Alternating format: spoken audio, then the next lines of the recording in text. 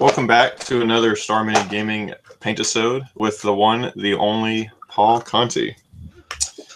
We're really sure there's just one of me because I've got a lot of personality here. There could be more than one. I'll make sure. We actually ran into that problem earlier. You were attempting to be cloned by the computers because, as we all know, they're trying to take over the world, and apparently they're starting with you. Yeah, they're just trying to destroy my life today, I think. Yep. So, be on your guard, sleep with one eye open, otherwise you might wind up dead. And some computer version of you will take your place and go into work the next day as an accountant, and in that profession, I'm sure they could get away with it. Yeah, that definitely is true. It would be like weeks before anybody noticed I wasn't actually me. I just meant all the number crunching part, like they would be good at that. Oh, yeah, definitely. And the whole lack of a personality thing, for sure. I think it's funny my phone doesn't believe you exist, and maybe it's in on it too, this computer takeover. But every time I try to type in Paul Conti, it would want to put in potato. I'm like, okay. Autocorrect to potato. So you don't exist. You're now potato Conti. Awesome. So what are you working on today in our never-ending battle against the Gray Menace? I am finally actually picking up my Outriders and painting them like I promised all through my last Paintisode last weekend. And they didn't happen last weekend. Finally starting them now, though. What faction are Outriders with? I'm not familiar with the model. Free people. So they're basically... They're sort of like handgunners on horses. Okay. Yeah. Were they always called that, or? Yeah, there's also like another build of the model called Pistoliers. Okay, that's the one I'm familiar with. Yeah. Yeah, I've got a friend of mine who just started an Empire Force recently. He's got a Griffin kit, and he's got 2 units of handgunners, and I think that actually may be it for now. Like, he literally just started Empire, but he'll probably end up getting some of those too. He likes all the knight and horse kind of units for them. Yeah, I'm still working on figuring out how to actually use Outriders. I never really figured them out in 8th edition, and I think they're a little easier to use in Age of Sigmar, but I'm still trying to figure out what kind of role they play in the army. Well, let me see. I'm going to try to pull them up and take a look at their stats, and we'll see if we can't crack that mystery. Like, for the poor sucker who actually watches this, whoever they might be, I kind of figure with you and me being the 2 on the show, we'll probably devolve, and I mean that halfway jokingly, into tactics discussions at quite a few points. Yep. Because I know that's something that you have quite an interest in as well. Yeah. So they're under the Free People tab? Yep. Okay, Outriders. Let's pull them up. Alrighty. Man, it always looks good. Like, I never get tired of seeing it say, click here for your free PDF download. I'm like, man, anything free from GW always sounds good. Right? Oh my goodness. This, like, commander guy in the picture, because I'm screen sharing now, with his, like, half cannon just, like, cut off and stuck to a pistol butt. Yeah. That is the grenade launching blunderbuss. That is ridiculous. Yeah, I like the Gatling gun look of the other guys' rifles. Yeah. Repeater handgun. Okay. Let's see what we got here. So 14-inch range. 5.3. Now, obviously, you'll have other things that can benefit these guys from outside that I won't be as familiar with. Yeah, I mean, basically everything. Yeah. They're in They get the benefit from the battalion, so they can get +1 to hit if they're within 6 inches of another unit in the battalion. If they don't move, they get the +1 to hit and +1 to wound from the general's command ability. They can get +1 to hit from the Celestial Hurricanum, which is technically no longer in Free People, although the old version still is. What else buffs these guys? I think that's about it.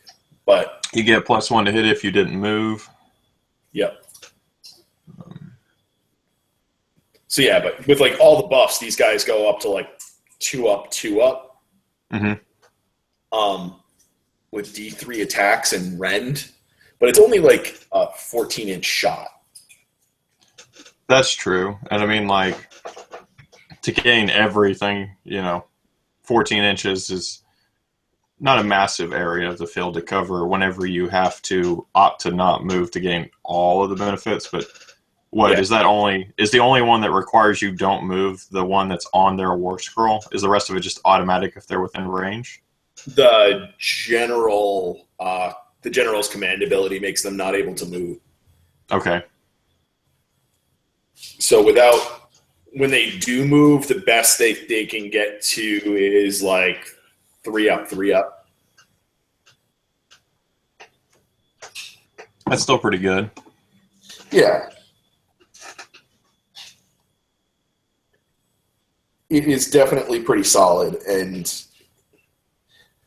I think they're really good in scenario play because they're just really – they have a 12-inch move. They're just slipping around the battlefield and shooting stuff.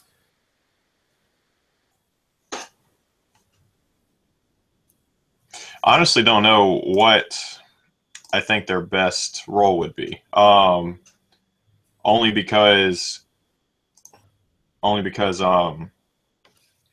it almost feels like they're split, like their abilities kind of make you want to go 2 different directions at once. Yeah. Because you initially have the good move, right? They're a cavalry unit. They move 12 inches, which, so it's on the higher end of cavalry and AOS. They're a ranged cavalry unit, which is obviously a big plus. I mean, for Death Faction, there's none of that right now. So I'm envious of that. But then to like truly take, I guess, full effect of that, you have to sit still. That seems like, I don't know, it seems like it's a big penalty at any time, but especially with it being a cav unit, and you're losing that great speed of 12 inches. Yeah, which is why I think they're really good in scenarios where they can be in more of a capacity of quickly getting into position and then defending it from range. So I think they're good at holding an objective or something like that. Right.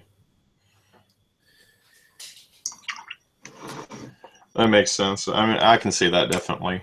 So any kind of objective-based scenario clearly is going to be where they excel.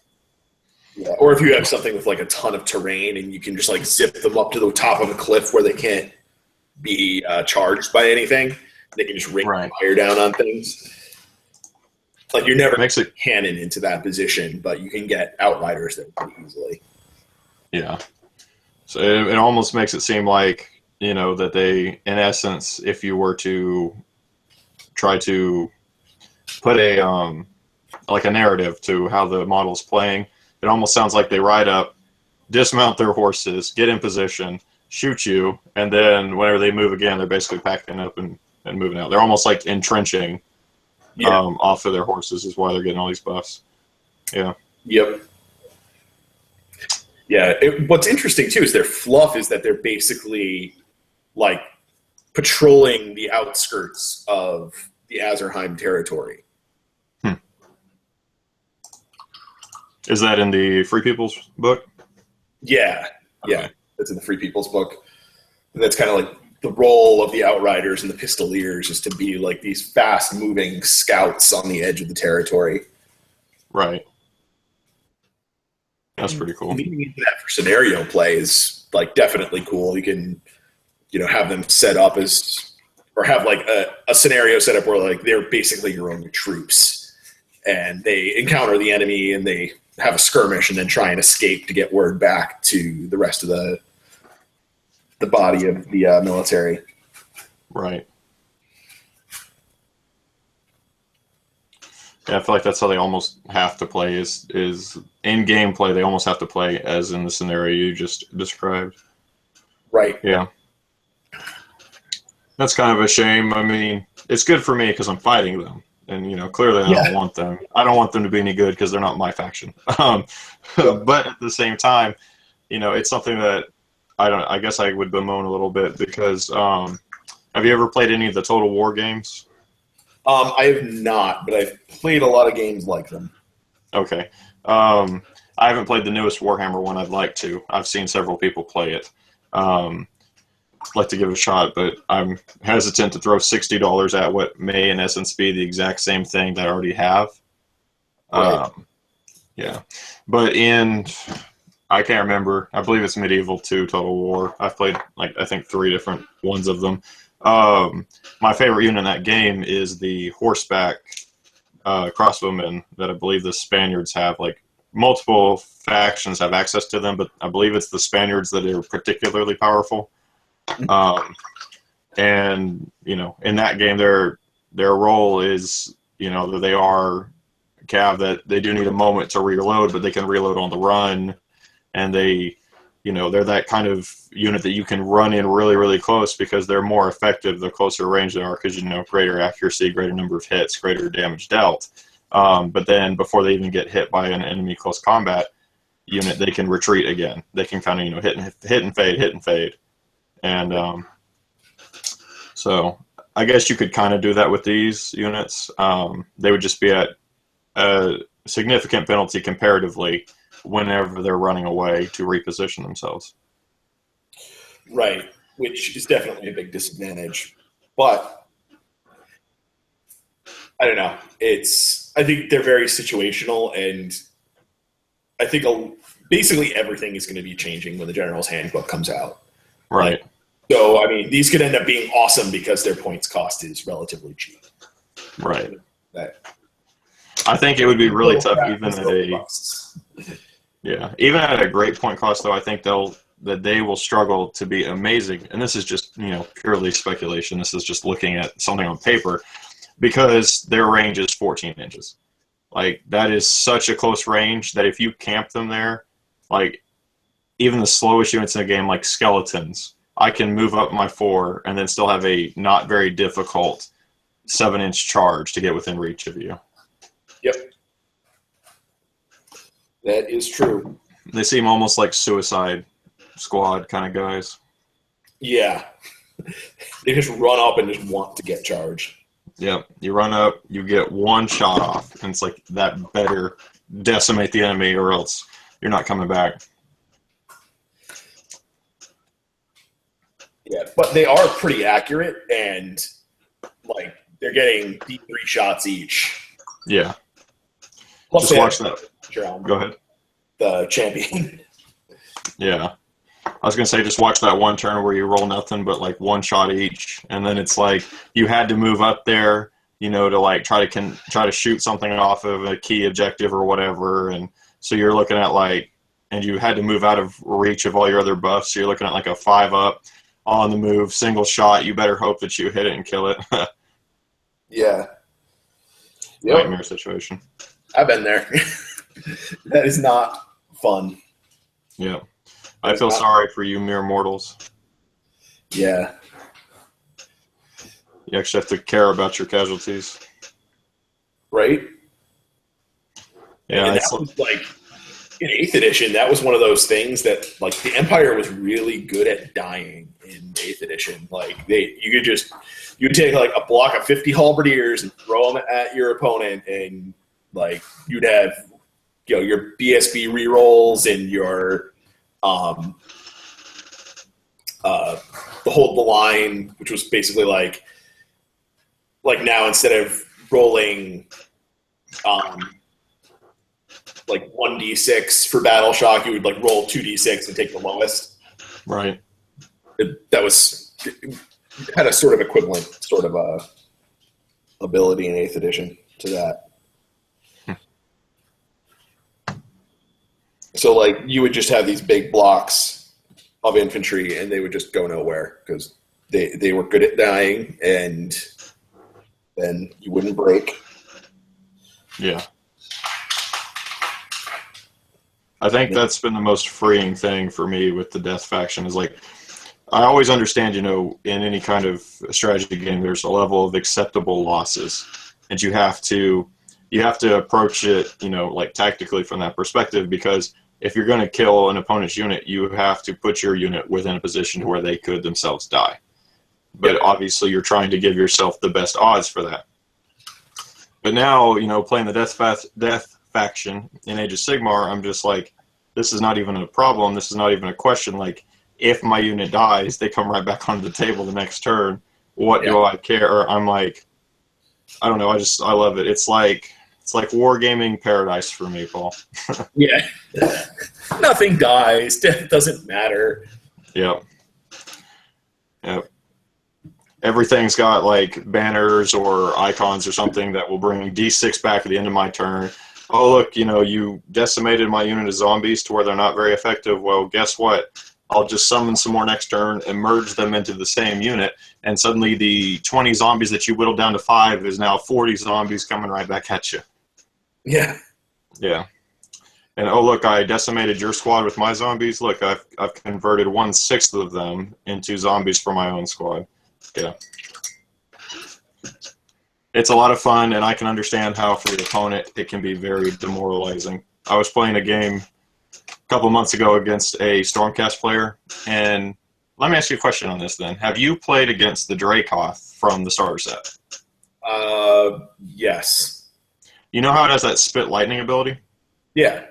Whenever you interpreted the rules, and I very well may have done this wrong, I can't remember off the top of my head if it says unit or models. Whenever it spits and you hit, like, a squad of units or a squad of models, did you count the D3 as, once for that entire squad, or based upon the units it hit? I don't remember. Okay. We couldn't determine this. This was a while back before the FAQ. And so we ruled it as, to kind of give him a bit more of an advantage to even the fight, that it was based upon the models that it hit directly. So if he rolled for the D3 and he rolled for 3, and it hit 3 zombies, it was actually 9 mortal wounds or whatever it was that generates. And so he ended up, between that and his Retributor squad and his Judicators and all pouring fire into it, he killed this big squad of, I think it was like 40 zombies, and then and finally cleared them all off the table in that turn with the combat phase and all. And then on my very next hero phase, between my 3 wizards I had on the table, I resummoned them and had 60 zombies literally in the exact same spot on the table. And he was just, like, ready to cry. Yep. That's that also goes back to the old, like, I don't think Stormcast are actually all that good. Yeah, I agree with that. I think that kind of shows, as revealed to me, a darker reason why I really enjoy playing the Death faction is I love winning, but sometimes I don't just love winning. I love crushing my opponent's soul into the dirt and just making them, like, leave crying. And Death faction does that so well. Yeah. I have been considering building a Death Army. With the original intent of Kings of War, actually, because I really like how they function in Kings of War. But I really need to actually, like, go examine the scrolls for AOS as well and see if I need to build the army for both. Yeah. I don't think you can go wrong with a good skeleton and zombie horde-based Death faction in AOS. I'm not trying to say it's, like, ridiculous. Like, there's definitely ways to beat it, and I know I've covered that in some of my Tactica videos that I did for the channel, talking about, like, how you deal with enemy summoners and enemy spellcasters in general, but, especially summoners, because that is still today, and probably will be perhaps forever, especially, you know, if like they're not ridiculously over point costed. In the new General's Handbook, it will always be the bone of contention with people who don't study tactics thoroughly, and they will say, summoning's too powerful, I can't deal with my opponent's summoners, yada, yada, yada. Yeah. I mean, the easiest way to deal with your opponent's summoning is to kill their wizards. Right. And then they can't do anything. Like, I don't care how many zombies you think you can summon. If you don't have a wizard to summon them, it doesn't do anything. Right. And most of the time, most units that can summon are relatively squishy. Yep. Like a necromancer, I mean, sure, he can potentially pass off wounds to zombies and stuff, but, you know, I believe that's on a 5-up or something like that. And, you know, even if it was a better die roll, like a 2-up or a 3-up, he's still going to eventually fail them, and he still only has 3 wounds. And, you know, he's not particularly impressive in combat. The only time that you're running into stuff that isn't squishy is if you're facing a Nagash or a Arcan or, you know, Vampire Lord on Zombie Dragon, something like that, something big. But then, you know, in a point system, in the new point system, I would speculate, based upon what I've been told by the people who've seen the book, that, you know, those are going to be quite points-heavy units. And really, even in any comp system today, those are quite points-heavy units. Right. They really are. And I think it's going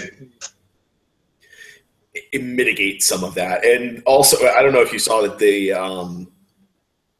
one of the new FAQ sort of rules changes that they're going to be implementing with the match play system is that if you summon a wizard, it cannot then cast a summon spell that turn. Yeah, I saw that. So you can't just chain off wizards.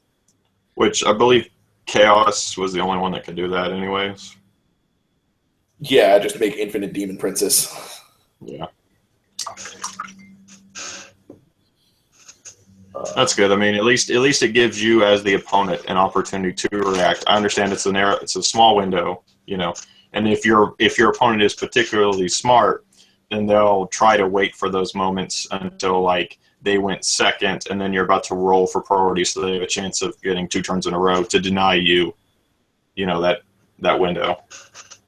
Yeah. But that being said, no matter how powerful they are, a good cannon shot, you know, Celestin Prime, who's been waiting for a few turns in the Celestial Realm, you know, there's big baddies that can come in and either snipe you from across the tabletop or deep strike behind all of your lines and just be like, all of your bodyguards mean nothing. I mean, the Stormcast, that's the one thing I think the Stormcast actually do well, is deal with summoners, because there's so many different formations or battalions. I will always call them formations because I played 40k first. These, you know, formations that can allow you to skip so much of the table and come in, you know, in a lightning reactionary kind of style. Right.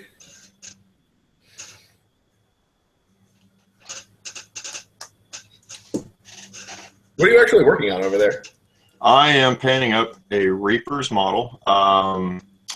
Monique de Nor or something like that. I don't really speak French, so I'm not going to even really try beyond that. She's going to be my Vampire Lord on foot, and then also probably occasionally stand in as Isabella von Karstein whenever I feel like filling Vlad and her together. I'm not a fan of the real GW Isabella model, and this one is pretty sweet. Nice. And as I've said before, Reaper is like 45 minutes from where I live. They're a big store, so I just walk on in, and even if something like is normally out of stock, they're like, oh, let me go check in the back. Oh, here it is, like 99% of the time. So in that way, I'm a little bit spoiled. Yeah. They have a lot of really cool models. I'm looking at, I'll pull her up. There was a I can't remember her name. There's a model that's a dark elf in their range, but doesn't look particularly elfish. And I'm going to get her and use her in the place of Colita, or however you want to pronounce Colita, of the Tomb Kings. Mm-hmm. And because I want to make a alternate Tomb Kings army, not using any of the actual models because I don't feel like paying 25 times original retail price for the models. Mm-hmm. And Reaver has a lot of cool ones, and also to help kind of further add variance to my my models that are more like the vampire count skeletons and things like that, to have a greater variance between the two skeleton types. I'm actually not going to use skeletons for the Tomb Kings. I'm going to use their Reaper's mummy line. Nice. So they have like a pseudo Tomb Kings army that they made that is all mummies instead of skeletons. So they'll look pretty cool. Yeah, definitely. See if I can find this chick.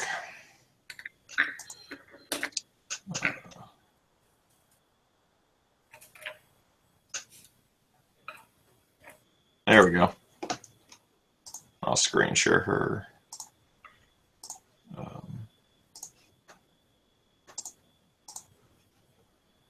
Can you see that, Paul? Yeah.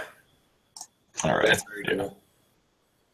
Yeah, so I'll paint her up because basically the kind of narrative that I'm going for with my whole army, because I have my vampire lord on Zombie Dragon, who's in charge of everything, who I've been having that narrative campaign follow, and then my various other vampire lords and all, which it looks like other than Vlad will probably all be female.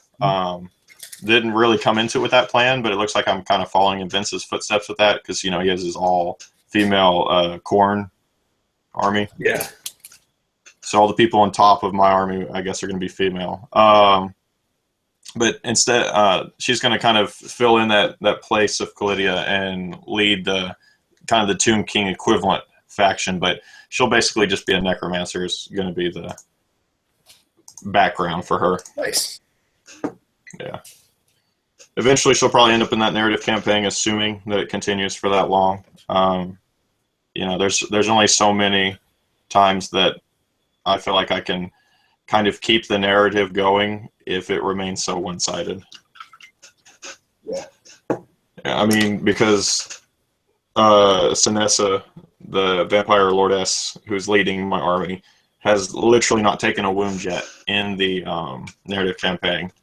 And so I'm just like, there's only so many ways I can kind of stretch this out without it being, I don't know, feeling stretched, I guess, and be believable for any reason that the Khorne forces would still be considered a threat. Like, all of these losses have been so bad that after the last game, me and my opponent agreed that we literally had to kill off the Khorne Lord, like, for narrative purposes. He died in every game. But we're like, yeah, we have to just say he's gone, he's dead. Khorne got tired of basically, doing acts of divine intervention to save this fool. And we even had like special rules in the most recent game we played where he was like dishonored and disgraced. And so the realm splitting axe it lost its ability and a couple other things like that. And we gave him like some other kind of special rules to represent he was desperate. So against like enemy heroes, he got to like re-roll all 1s and 2s in combat or something like that to show he was like just trying to keep himself worthy to be kept alive in his god's eyes.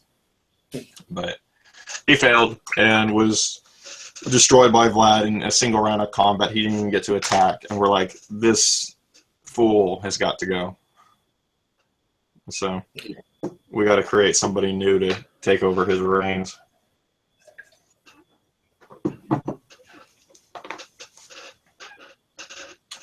But that's part of why I'm looking forward to the General's Handbook. Hopefully give me more ideas in that narrative campaign because I'm running out. If Chaos doesn't win at least one battle soon. Yeah, right.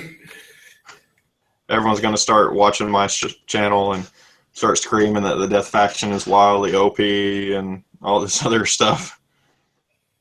Well, I mean, everybody has been screaming that Death is wildly OP for a while now. But when compared to Chaos, true. Yeah, I don't know. Like again, I've only played against Khorne.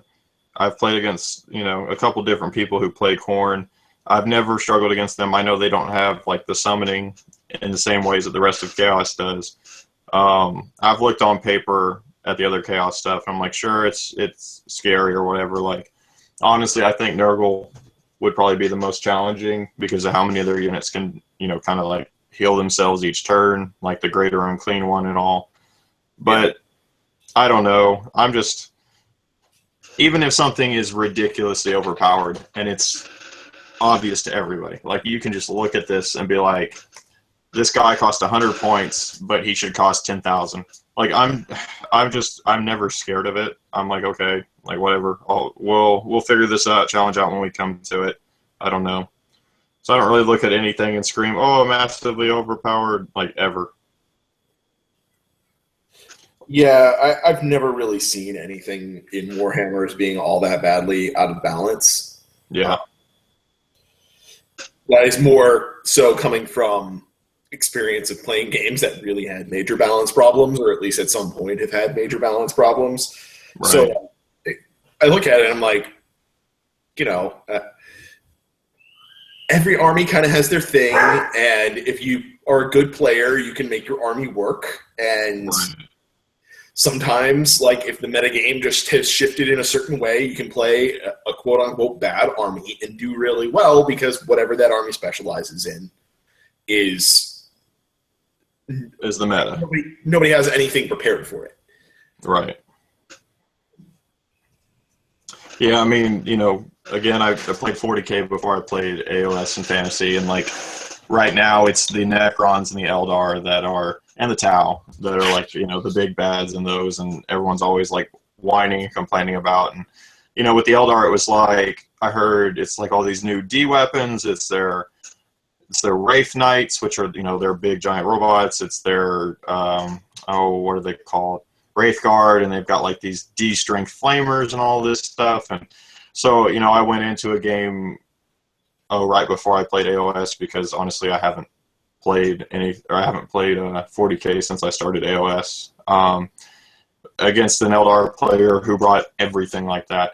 And I was bringing my mixture of, Space Marines and the Adeptus Mechanicus, and I was like, all right, let's see what this can do. And I'll be honest, like it's vastly overblown on the internet. I mean, it always is, right? It's just, that's what the internet's good for, is running around screaming fire when it's like, a small, like tiny little leaf pile in the corner of like an alleyway smoldering, not even like really on fire.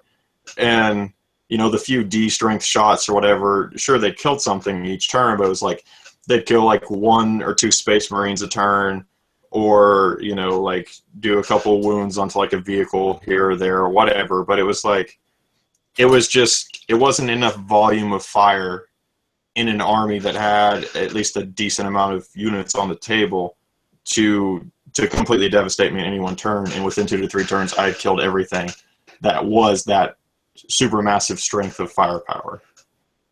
Yeah. And I feel like in AOS, it's really the same mentality, right? It's like, sure, Archaon and Nagash and, other big bads, Scarbrand, whatever one you want to pick, whatever boogeyman you want to pick. Like, sure, they're big and bad and they're scary, but it's all about target priority, and it's all about understanding what that thing does well and not allowing it to do it. Like, I know that I know you talked about it a little bit with me after I put out that video on tempo in wargaming, and how I feel like that's something that's not addressed often enough. It's in the card game world a lot, like Magic and Hearthstone and things like that. But in wargaming, we don't really see people talk about it much. But in those kinds of games and in wargaming too, you really have to understand what something does well, what does it want to do based upon the rules, and just deny it that. If you're fighting Scarbrand and you know that he hasn't gotten into combat the prior turns, killed nothing, and so he's at incandescent level of rage, and he's going to be dealing out ridiculous damage every single turn.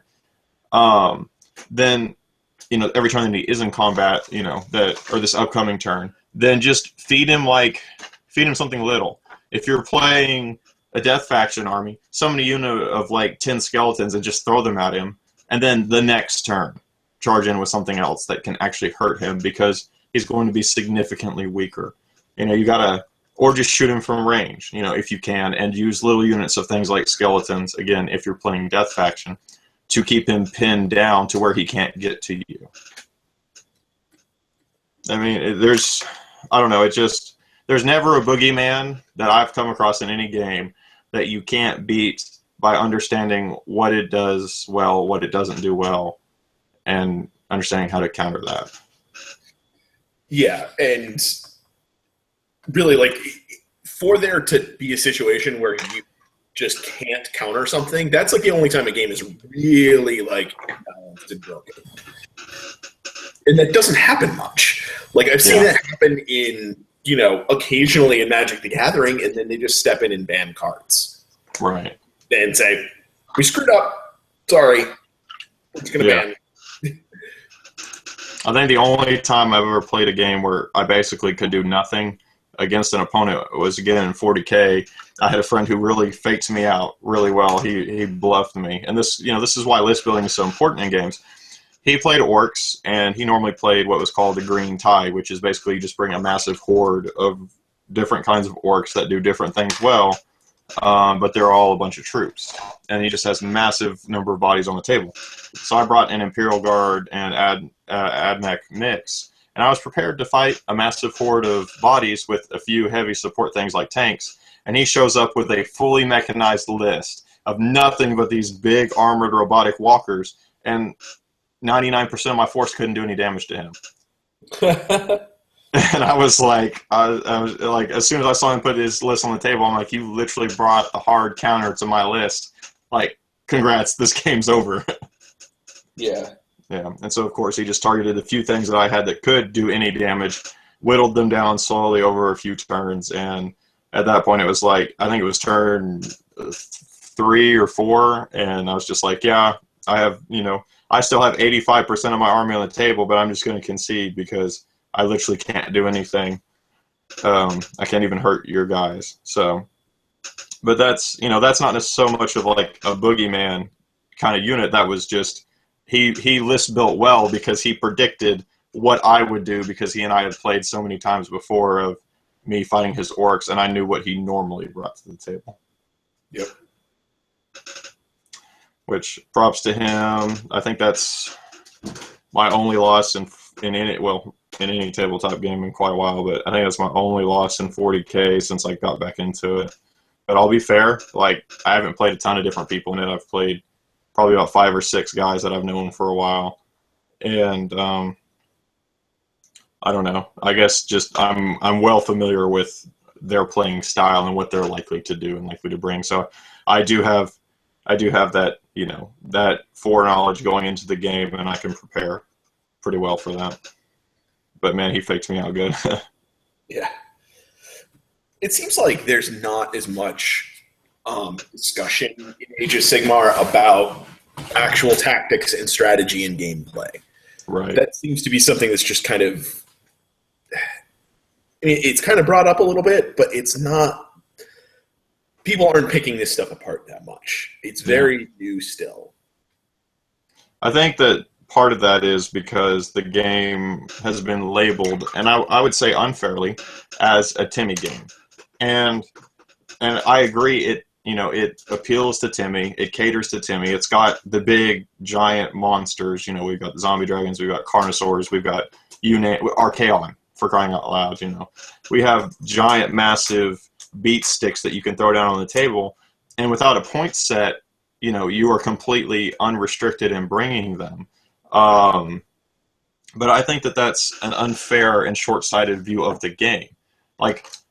I enjoy Timmy aspects in games. I think they're fun. I think it's fun on occasion to just grab up a bunch of monsters in a completely non-competitive type list and just go to town, you know, with a Godzilla type crew, right?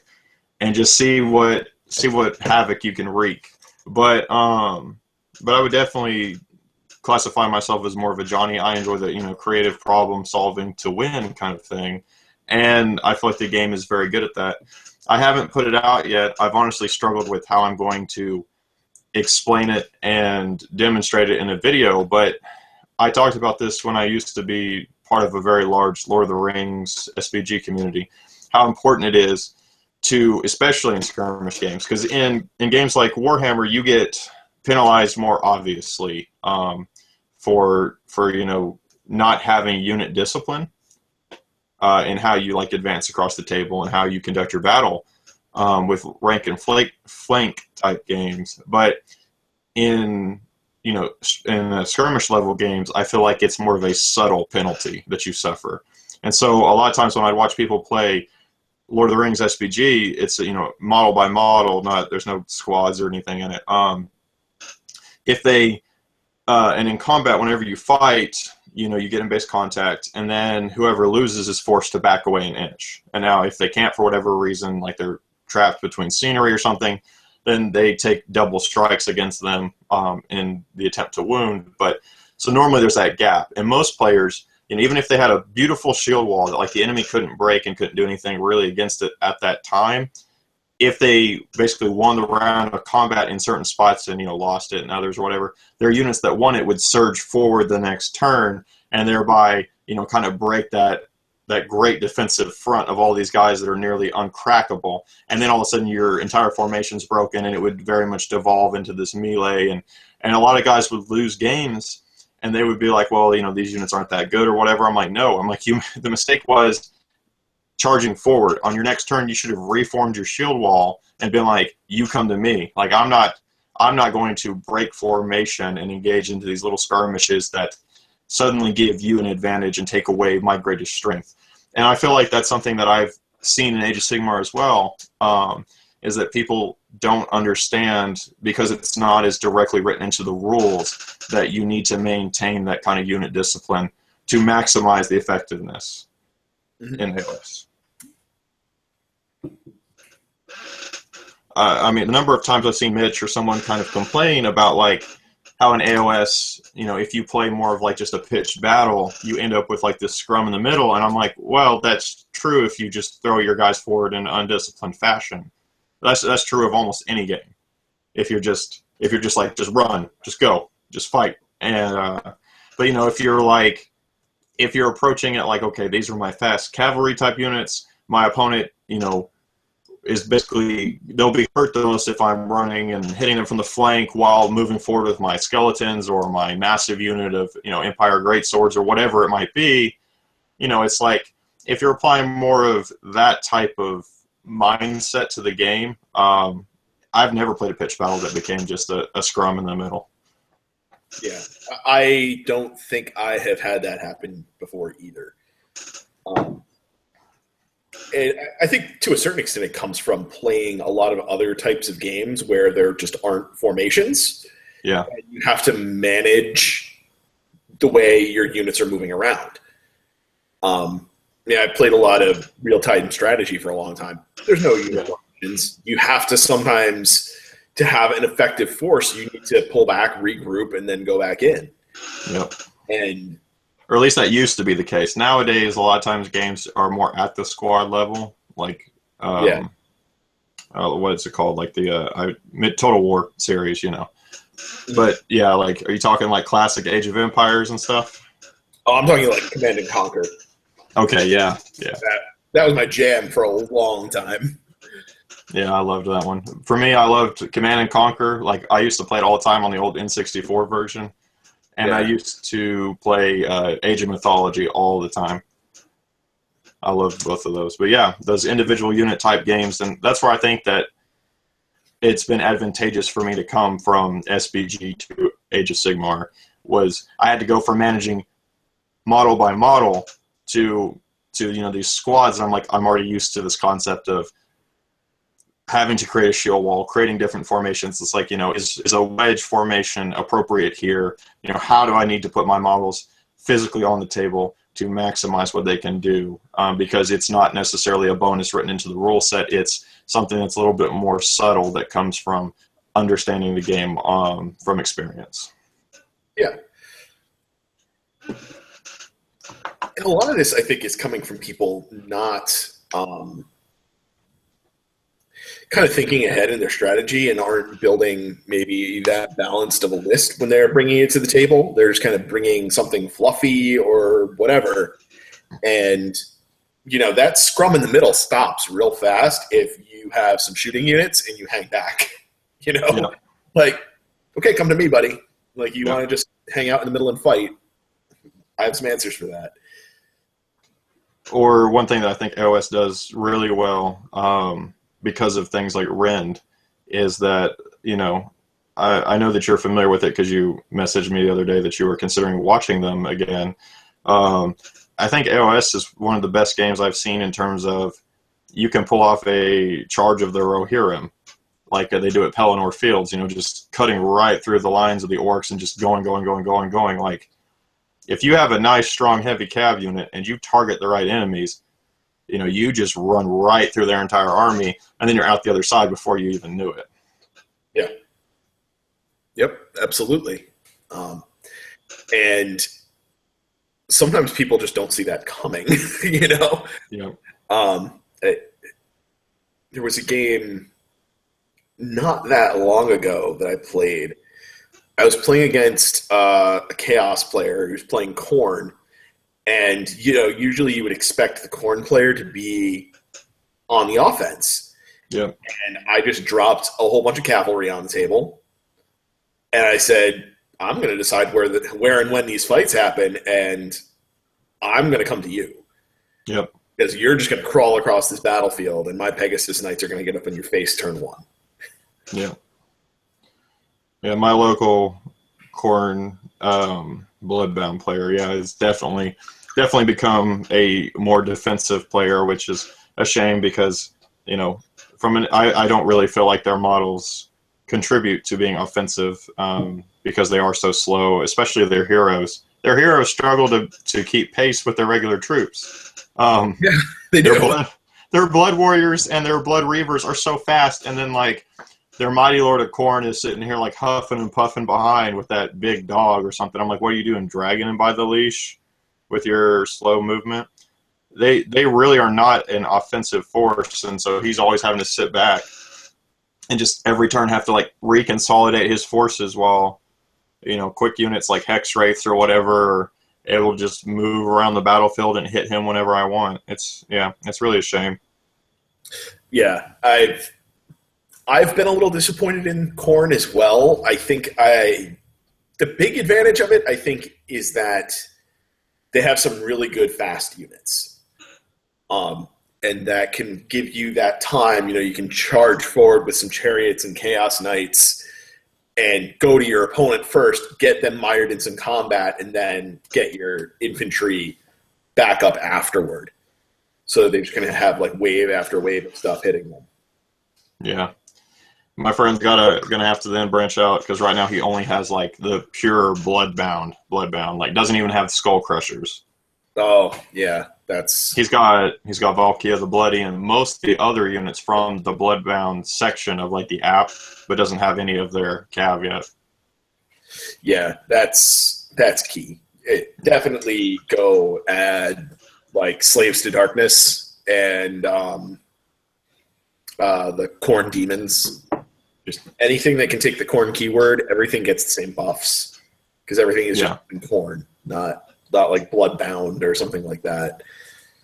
He's got blood letters that he converted up, but he only used those in the most recent game, and they did pretty well.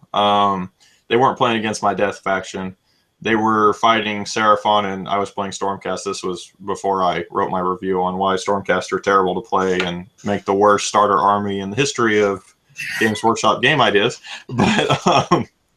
But they were doing pretty well against most of the Lizardmen stuff. I intentionally didn't allow for the Lizardmen player to summon. We were playing a relatively small game. We didn't have a whole lot of time. And I was like, look, no one else is even has the option of bringing summoning right now. So just let's not abuse the poor local corn player too bad here. So they were doing pretty well in that fight. The problem is, for me, normally playing against corn with my death faction is I don't even need to summon stuff. Like, I play death, and I almost never summon anything because my stuff just doesn't die to corn. It's just like, I send up my Hex Wraiths, and they are the immovable object that his not quite unstoppable force meets. Yeah. Which, I'll be honest, those Hex Wraiths are nasty. You sit them on a piece of terrain, and you cast one Mystic Shield on them, and you're sitting there at a 2-up, ignoring Rend, and you're just like, come to me all day. Yeah. I kind of want them to change the rules, and I understand, most people, or a lot of people will probably say that, about something in every game. But I kind of want them to change the rules to where cavalry only gets defensive bonuses for being in terrain when being shot at. Because I really don't like it when game mechanics encourage you to play something in a way that is contrary to the nature of the object that you're playing. Cavalry are not designed to sit still and be a shield wall. Cavalry are designed to be on the offensive, to hit your opponent and either then fade or just ride right through that little subsegment of their forces that you've hit and hit their back lines or whatever else, your further objective might be. Yeah.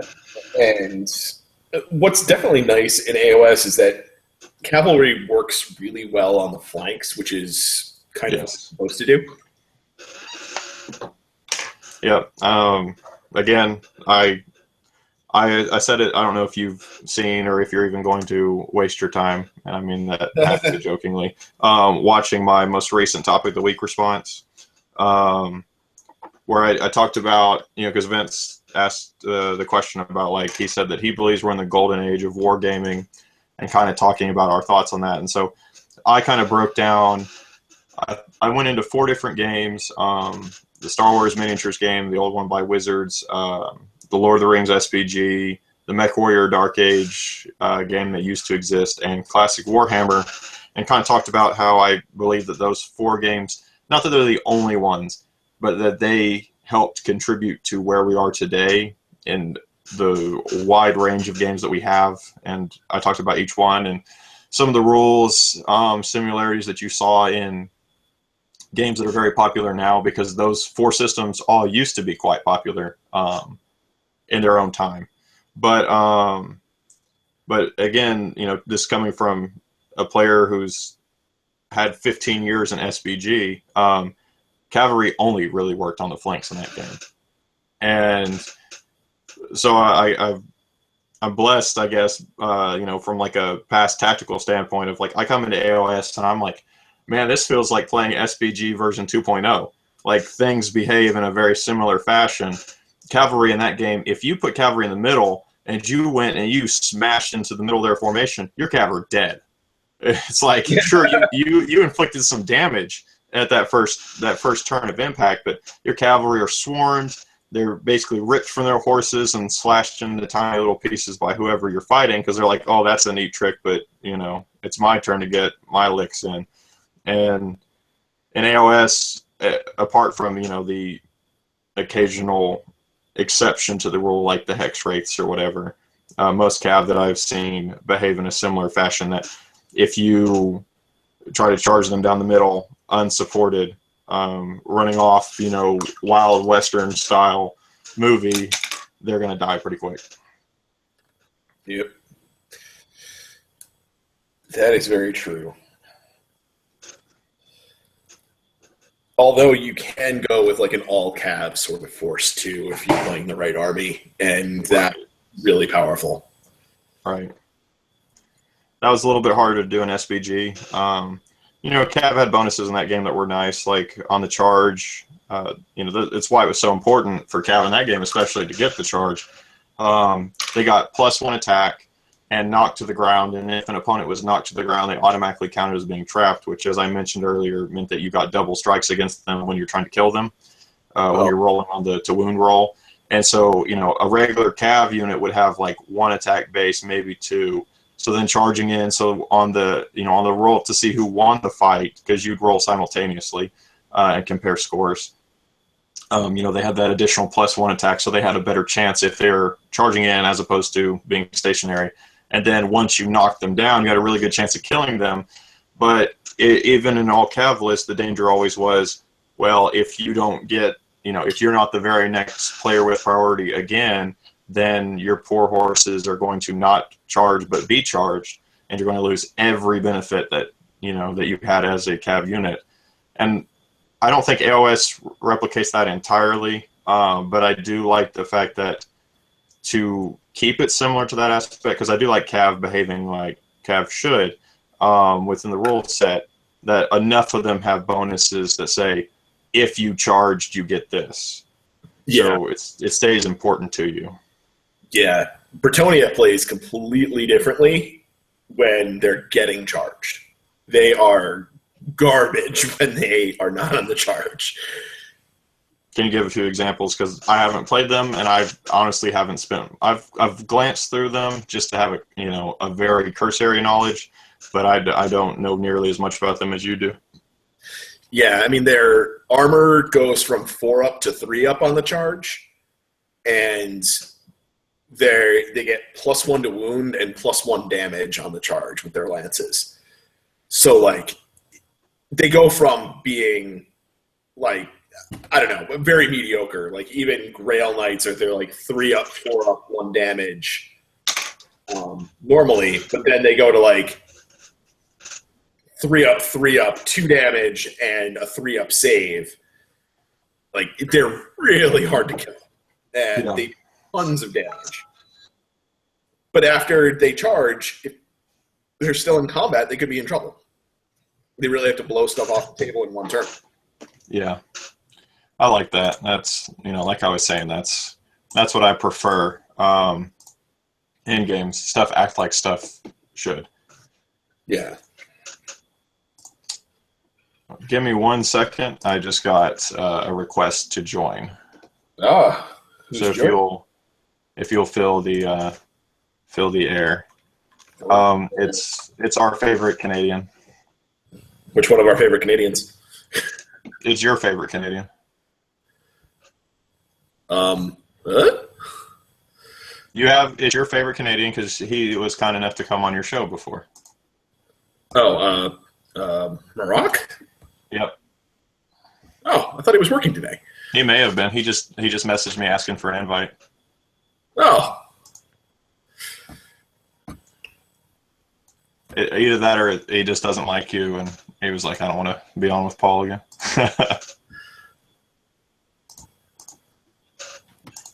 Come on.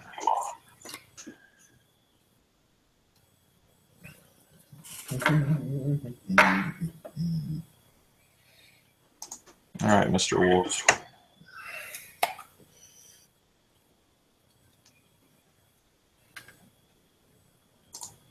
That's the problem with like having to open up an entirely new web browser, because like I've said before, was stupid and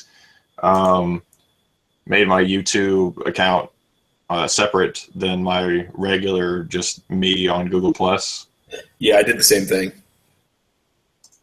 So I have to have one window open as like Chrome, and then as my YouTube account. Hey, there's Merrick. And the other one I have to open up like a regular Internet Explorer to invite people in. Yeah, so I've literally like just got off work. No, you really just don't like Paul. No, that's not it at all. It's like stupid hot in there today because it decided it was gonna rain. So like it was stupid humid and my work was done. So I'm like, I'm burning time and going home. Goodbye. Yeah. And you know all the wolves have been fed for the day, and all. So you're like, well, let's just get out of here. Yeah, that's right. What are you guys working on? I am working on a alternate vampire lord on foot. I'm using a Reaper model called Monique de Noir or something like that. I don't know how well you can see her there, Merrick. Yeah, But, my yeah, wife has that exact miniature in her army for hers as well. she's freaking sweet sculpt. Yep. I like the 54 millimeter version of her. I don't know if you've seen it as well. She Yeah, has like her helmet off. Yeah. I was actually super disappointed to find out that it was 54 millimeter because I saw it and instantly it was like, oh, that's fucking perfect. And then, yeah. Yeah, that was a disappointment for me as well. But yeah, she's cool. I was mentioning to Paul that this wasn't intentional, but it looks like my Vampire Account's army is going very much the way as your wife's, and similar to Vince with his Corn Damon's army of all the people in charge are female, except for Vlad. Yeah. And my Ghoul King. Yeah. Oh, I got her. There's actually an alternative to that if you want to actually go all female, which is the Russian alternative miniature. Uh-huh. She's like a ghoul queen. She's got like a messed up arm. She's actually a really sweet fig. Yeah, I honestly didn't feel one way or the other. I wasn't like trying to be like, well, no, I don't want female leaders or I want all female leaders. It just turned out that's kind of how I was naturally going anyways. Because female vampires are cooler. Probably, and I guess that just makes my Vlad model that much more of a pimp since he's the only male vampire I'm feeling. What do you got on the go? Yeah. I am actually working on those Outriders that I said I was going to start last weekend and did not. Oh, well, good for you. It's about time. I've only owned these things for like a year, so they're finally getting some paint on them. Nice. I'm proud to say none of my Age of Sigmar models have gone that long without being painted, but that's because I've only played the game now for like 5.5 months. Because I have Lord of the Rings figures that are like 16 years old and still haven't seen paint. Yeah.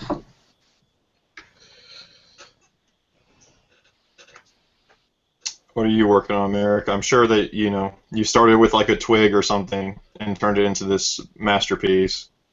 Yeah. I'm actually working on the exact same miniature that I was working on when I was on Paul's Paintisode there. Mm-hmm. He was going to try to again this week. I don't know if you talked to him about it, but his computer was not being friendly. So. Yeah, I figured something was up. He's got there's actually like in my subscriptions feed there's a thing saying he's got a live show going on right now, and when you click on it, it says that this show will begin in a few moments. Please tap again to retry. Okay. And then I seen you had one going, so I checked that out, and then both of you were there. I was like, oh, well, I guess Paul's not doing his thing, and then it was immediate, give me a goddamn invite.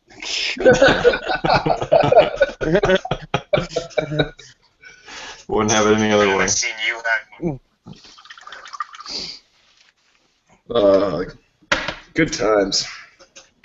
Yeah. Oh. Well, I still don't know how to do the YouTube chat, but I decided I'd open it on my phone, and that way I can actually see the YouTube chat. Nice. Yeah, I left something in there for you, too. Yeah, I see that. There's Skeleton and Mickey Jenver have joined. Well, shout out to you two, and you can suffer through with the three of us. Yeah. We aim lower than Warhammer Weekly, just so you're aware. Yeah. That's honestly pretty low standards then. It's like below ground level. Yeah, I just aspire to be an occasional producer of half decent YouTube content. That's kind of where I'm at. Yeah, me too. Me too. I'm like trying to produce content, but with like all the work that's been going on with the studio and everything, it's been like absolutely impossible to get any kind of game in whatsoever. I hear you.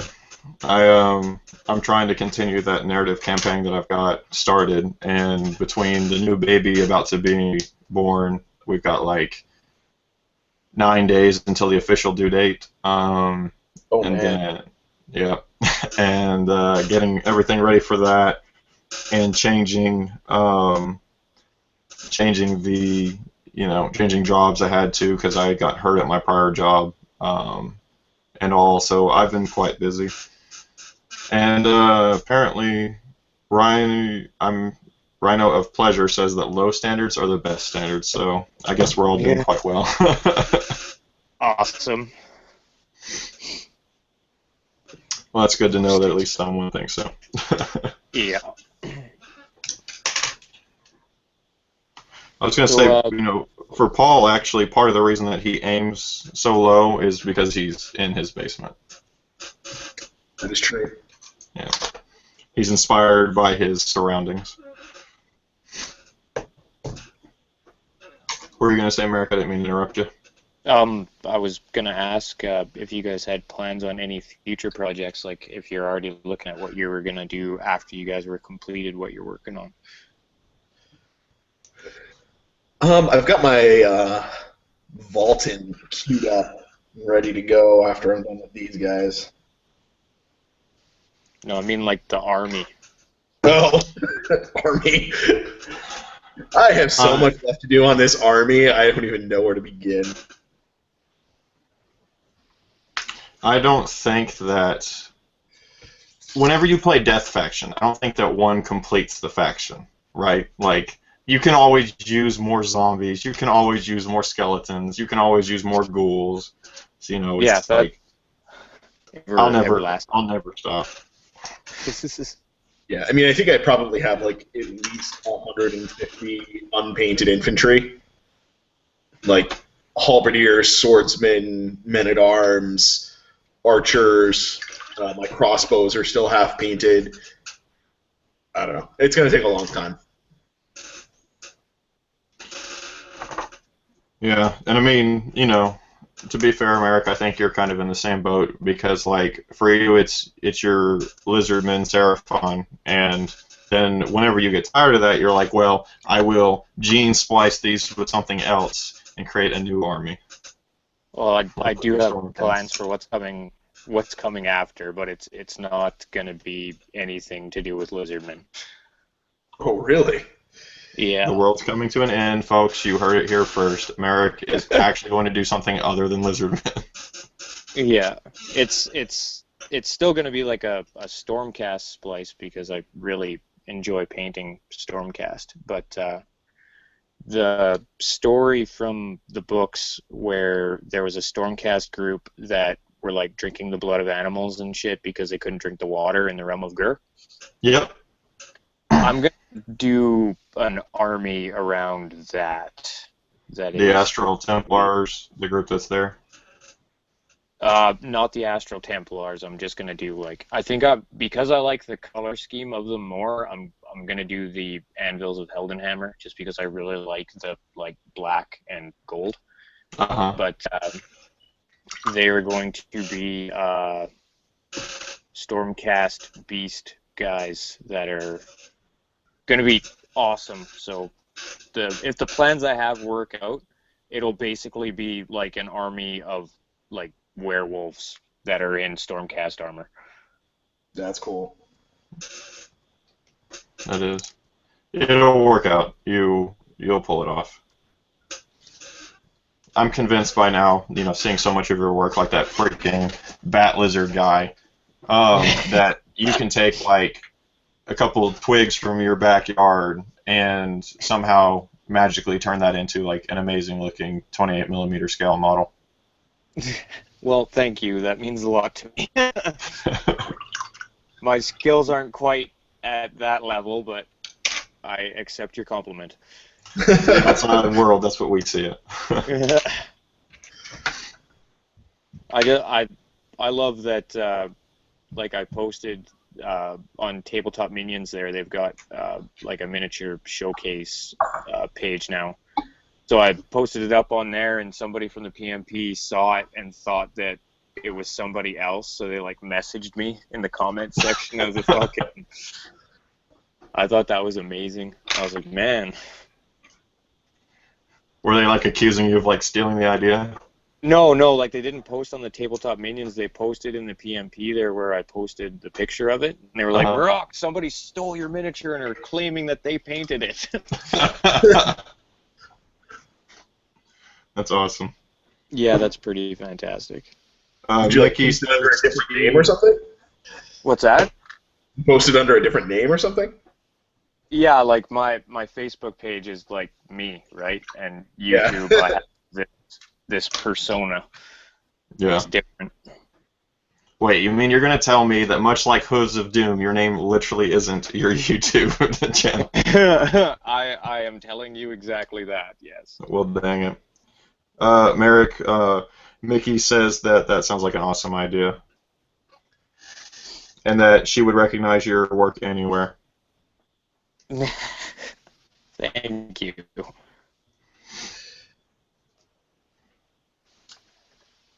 Yeah. I'm not sure if you guys have ever seen the miniatures, but what I'm going to be using for the werewolves are these guys. They are Wild West Exodus, and the lycanthropes that those guys sculpt are absolutely like insanely amazing. Like, they're crazy. They've got like a were-bear, a were-cougar, werewolf. I think there's a were-eagle too, but they're pumping out some crazy miniatures over there. That's awesome. I'm familiar with the game. I've never played it. What's that, Paul? What kind of size are all of those models? The bigger ones are like would be they're on a 50 mil base, so they'd be like basically your hero size character, I would guess. It's like, so like smaller similar to like a Croxagore? Yeah, it's smaller than a Korgorath, and smaller than a Croxagore. Well, my Croxagores anyway.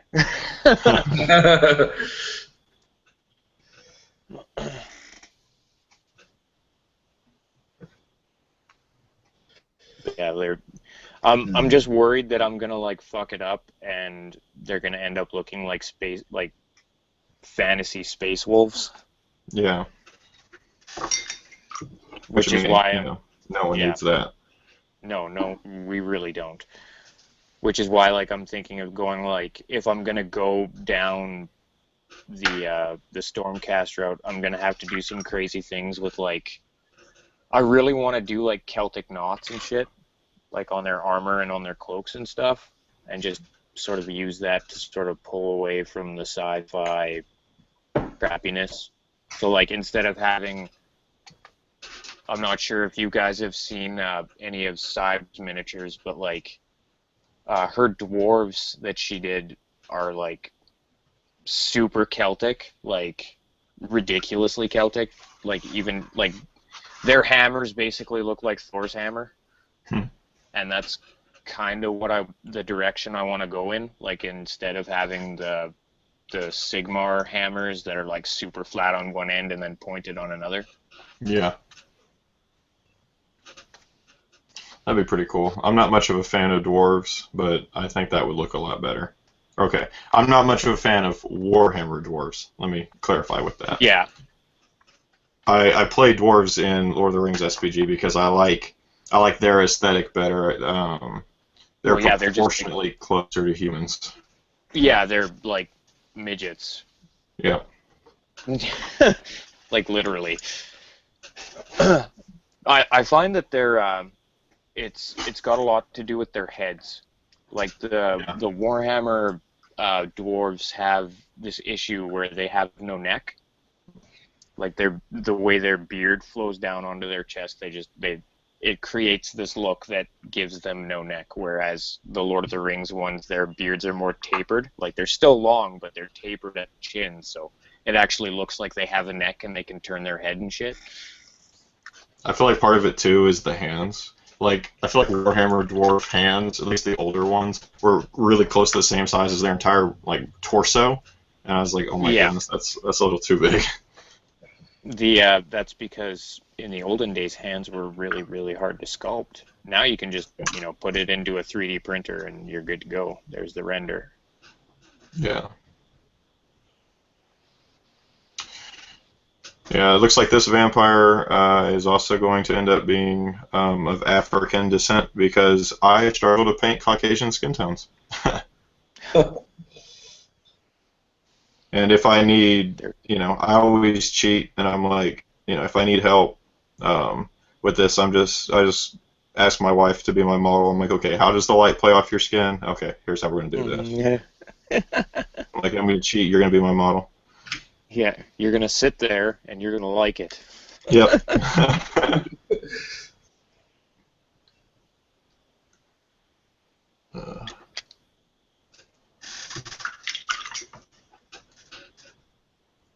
feel like if Vince was here, he would like be berating me right now. He'd be like, "No, James, it's really simple to paint Caucasian skin tones. It's just like this 25-step process."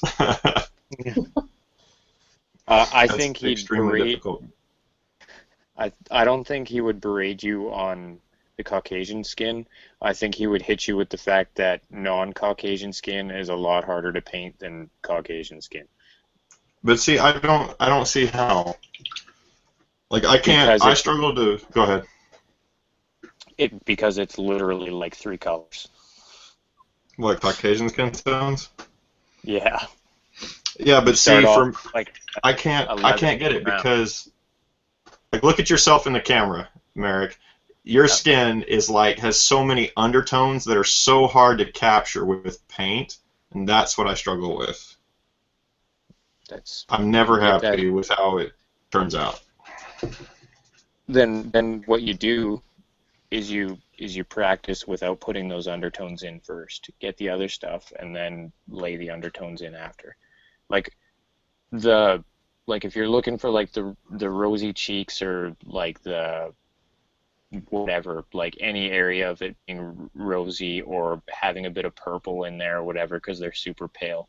Those types of things can be really easily achieved just by doing like a light glaze of that color in the area you want it to be, and then going back with your mid-tone of the flesh color and glazing that back and sort of blending the two together. I do work with glazes a lot, but I've just never managed to pull it off with flesh, or at least not with light skin flesh.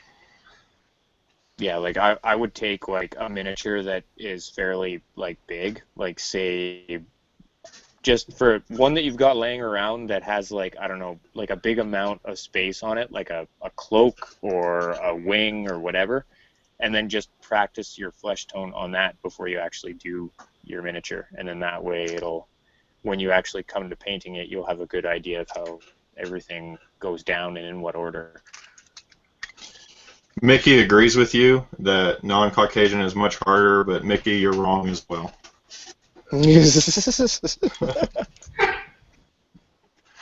I just go with like the nice easy method of like using the Citadel paints and just find one that's like flesh tone and then use flesh shade and then highlight it back up with another flesh tone. And then like boom, done. Yeah, we're done. We're walking away. Paul, get on our level. I'm just teasing you, but yeah. Well, I'm very much more in the doom and darkness, just do it school of painting most of the time. So I'm, slowly learning more techniques, but I am by no means a good painter. I've seriously only been doing this for like a year, so yeah. I got no clue what I'm doing. It takes time. It does. And like for only being doing it for a year, your stuff it looks pretty good. Like the stuff I painted in my first year starting this was literally like, I'm pretty sure I painted my first miniature with like tester, like model car paint. Yeah. Enamels. Yep. And I'm pretty sure it was Lord of the Rings stuff too, if I recall correctly. Yeah, my first stuff was some of the Numenorians that we see at the beginning of the Fellowship of the Ring movie, and the or goblins that you also got to square off with. And my Numenorians basically were like, boom, here's like the silver armor color, and here's some like slightly flesh tone for the face that like still got into the helmet, and the hands were like a mess, and yeah, it was quite ugly, but I still keep them around so that I can put them side by side with my most current models whenever, like, if I look at my most current models and then I look at something like Vince or another amazing painter has done, I'm like, man, my stuff's crap. Then I can go back and put these two side by side, and I'm like, okay, I've come a long way. I may not be where Vince is yet, but at least I'm not there anymore. They're my motivation that encourages me. I'm like super proud of Vince. Like in the last, since I like entered into the community and everything, like his painting has just skyrocketed to fucking out of this world. Like it's really truly amazing how much his stuff has improved just over the past year. I wouldn't know, so you'd have to give me an example. Like his painting's never been bad, but like right. He's gone from painting miniatures that look like really good by our standards to, you know, getting a fucking Crystal Brush award. Like right. nearly winning the best overall piece in that entire competition. Yeah. Yeah, like, and the man's got flesh tones down. Like I'm not sure if you guys saw the miniature that he did most recently with like the girl in front of the 2 power generators with the TNT pack sitting in between them. But the flesh tones that he was able to get out of that miniature are freaking insane. Like they are just insane. And like the fact that it's not just like the Caucasian skin tone, but the fact that he got like the rosiness and the little bit of purple and everything in there as well, like it's just, and the color combinations that guy is able to come up with blow my mind every time. Like, it's just insane. Yeah. I know that, like, I understand the concept for it. I've never tried, like, the, like, silk, kind of like somewhat see-through clothing, but the way that he paints that up, like, on some of the other pieces he's had, like, stockings on certain models and all, that is what astounds me probably the most of his work. I'm just like, I understand the concept of it. I've never tried it, so I don't really know how difficult it is, but it just looks incredibly difficult to me. Yeah, it's a whole lot of glazing and pretty much freehanding because you've got to, like, the stockings aren't typically on there. You've got to, like, paint the line where they are and all that jazz. Like, Vince is an amazing painter, and we're really, really lucky to have him and Mickey and Victor, like, in our community. And Skeleton. Sort of. I'll throw Skeleton into that crew, too. And Skeleton for sure, yeah. Especially with the new videos he's been putting out. Have you seen them? Yeah. Amazing stuff. Yeah. And Skeleton, if you're watching, we're not trying to give you any sort of anxiety. Just accept the compliment and continue on painting. Yeah. He's I don't, like I said, I only joined the community like 5 or 6 months ago, and his work instantly jumped out because it's stylized so much brighter than my own. Like, he still captures really deep colors, but it's so much brighter.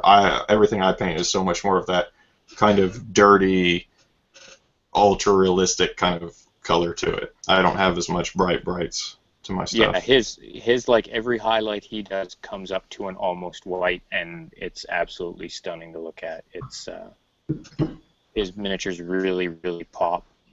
Yeah, definitely.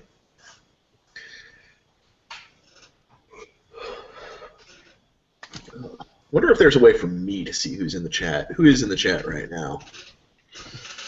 Well, I don't know who all's in it. I can see like people who have posted, and that's about it. Skeleton was at least here for a little while. I don't know if he still is. Mickey may have run away because I apparently hurt her feelings by saying she was wrong in that Caucasian skin tone is not harder, or is not easier. But I don't know.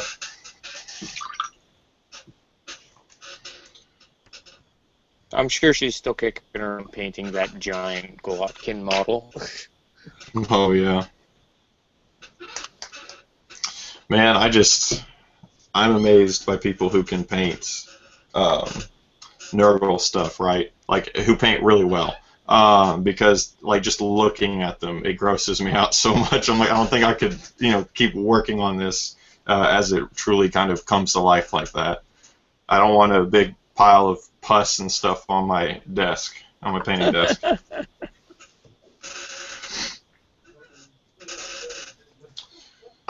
I mean, as close as I get to that's like my zombies, and sure they're somewhat gross, but I'd say it's not even in the same category.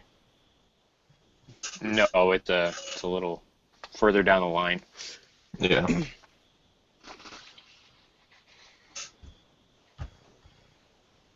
So before you jumped on, Merrick, we were talking about different like boogeymen in AOS and how we feel like so oftentimes the reason that the kind of boogeyman concept of whatever it might be, whether it's a Nagash or an Archaon or whatever, is because people don't necessarily work through strategically like, this is what the model does well, this is what boogeyman A does well.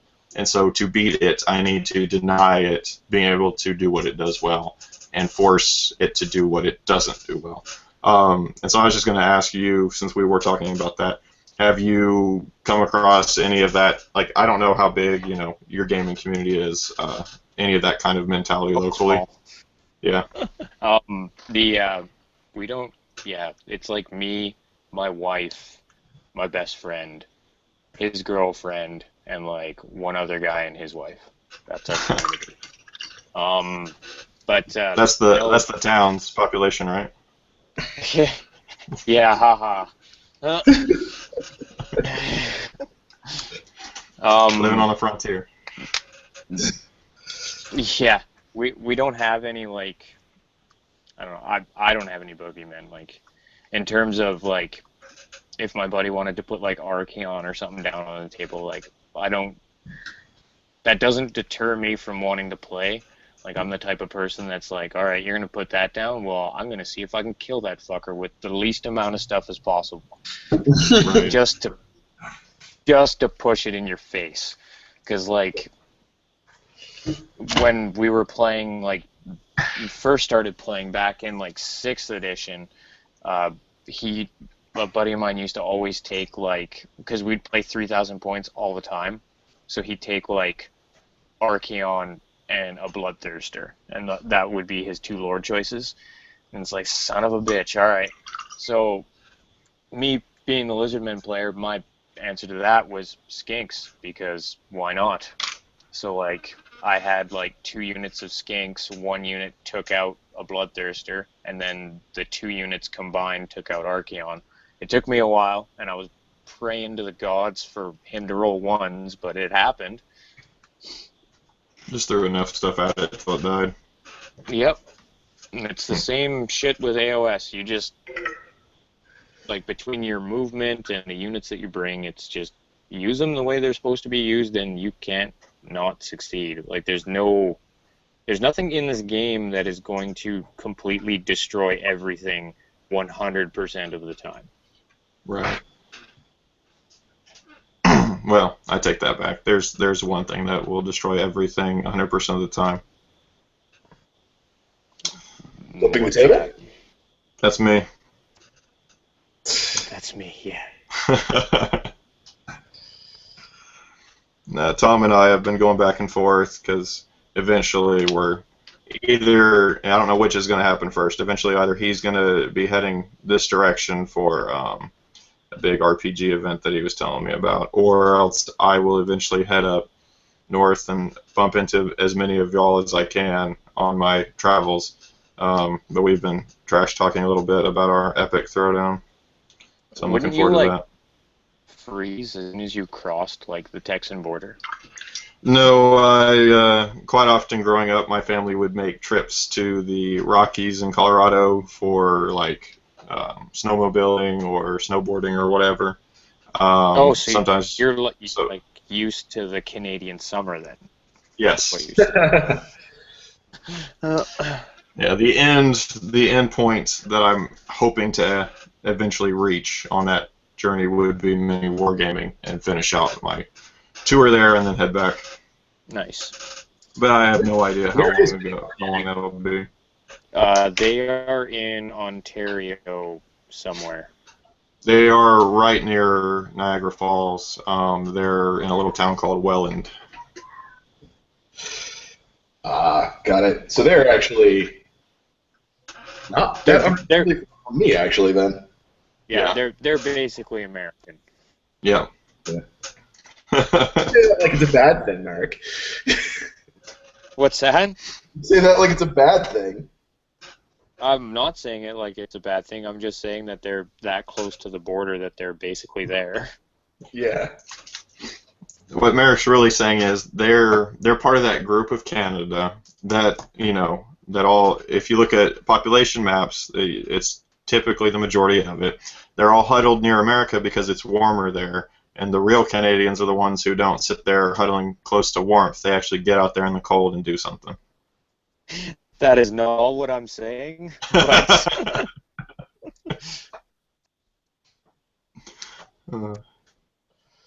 And tame Your wolves and fight bears and things like that. tame wolves. That's why you have the YouTube username, is it not? Possibly. Actually, if Until you said that was not actually your real name, I definitely thought it was your real name. By the way, You thought his name Are was you- Wolf? you know what? Like it could be. I don't know. there are people with the last name Wolf. It is a thing. Yeah. It does happen. It Right. could have been like your first name could have been like some like Native American thing or something. I don't know. Actually, the name Merrick, before like where the name actually comes from, is one of the Knights of the Round Table. Huh. Well, I guess you'd say ex-member of the Round Table, because he was actually cursed with lycanthropy and was kicked out, or had to get killed. I didn't know that. Oh, that's heartwarming. It is. Yeah. Does my heart well to know. So Merrick chose his name for a murdered person. Yep. Oh, Merrick, Paul's going to change his YouTube name to Potato Conti. We went through this a little bit earlier. Every time I try to enter his name onto my phone, it autocorrects it to Potato. So Nice. he's having to change his YouTube channel. There's something wrong with your autocorrect if it is changing Paul to Potato. Yeah. Either that or you just say potato a lot. Yeah. Well, No. he is from Texas. Well, yeah. I do like my potatoes. Steak and potatoes. Yep, steak and potatoes and fries and baked potatoes, mashed potatoes. I feel like I could go on. Like, have you seen Forrest Gump, Merrick? I have like the dude about the shrimp. Yeah, I feel like I could almost go on the same kind of thing about the different kinds of potatoes. Yep. I just wasn't sure if that movie had made its way that far north yet. It's been quite a few years, so yes, it has. Okay. Just like last month. Okay. I know those dog sleds take a while to get anywhere. They sure do. They're actually surprisingly fast. Have you ever actually been around a real one? I have ridden one, yes. That's pretty cool. They are scary as all hell. I would bet. I've never, I'm not a huge animal person, but I would not want to trust my life to a bunch of dogs. Well, it's not like you can definitely trust the dogs. It's the trusting the sled, because it's just like rickety wood, or at least the one I did was anyway. And the dogs will turn depending on which way you lean. Mm-hmm. But it's so rickety that if you lean one way too far, that it'll just fucking tip over, and the dogs will keep going. So it's. So you just left there? You're either left there or you're dragged behind the sled horribly. What you're saying is I really should not move to Canada. I was about to say, Paul, there's your next vacation destination. No. I vacation where it's warm, thank you.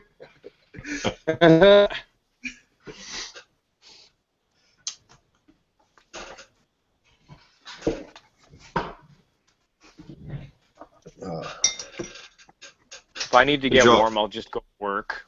Yeah. Did y'all talk at all? I don't know. I didn't get all the way through it. And the last Paintisode that y'all did about the General's Handbook at all? I don't get much. I don't believe we did. My Okay, general stand it is that I don't care. I don't know, there's been this huge sort of hype train around the whole, they're adding points. The campaign thing sounds really cool. The points, I don't care. They've been gone for a year. Who gives a shit? I'm gonna play the way I want to play, type deal. But I'm sure it would be different if I was actually a tournament player. But I was just gonna ask what y'all were most excited for. I'm personally excited for the possibility of players coming back that have been running away from AOS because of the lack of points. Which is mostly spikes, including basically all of my friends that play Warhammer. They're all they tried Age of Sigmar and they were just kind of nope, sorry, we're out. So yeah, what the hell is this circle with all these numbers in it? Bravery? What the hell is bravery? I guess I am kind of excited for that aspect, just because I feel like that will be more of a crowd that I can discuss tactics with, because most of the people that I know personally who got out kind of complained because they didn't feel like the game had a lot of tactics, but whenever the points come back in, and they'll be like, oh, look at all these different strategies to the game, and I'm like, yeah, that's what I've been telling you the whole time. Yep. But it's just more people to talk that with. I'm looking forward to that, which, I think it's stupid that the points will be necessary for many people to finally open their eyes to the amount of tactics that are available to you in AOS. But I'm definitely most excited for the campaigns. I love running campaigns. I've never gotten to do a map-based campaign. I've tried before with Lord of the Rings, but I tried as the game was dying out in this area, and so literally as the campaign went on, we had players slowly just dropping out and in attrition style, and so it never got very far. So I'm hoping with AOS being on the rise that locally I can get a map-based campaign running with that. That'd be pretty sweet. I've seen people do them. I've watched them on YouTube. They look like a blast.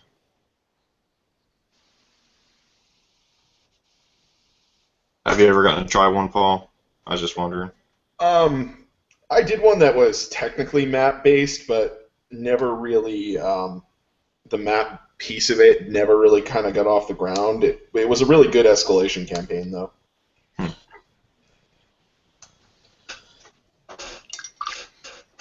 I like those. One of my, again, this is going back to RTSs, but one of my favorite RTS games is still, even though I don't play it real often, the Battle for Middle-earth series. And I really enjoyed there was a map-based campaigning system that you could run in that, and where you could, if your unit survived in the previous level that you played, you could move your army from point to point. So, it's just like an electronic version of the same thing.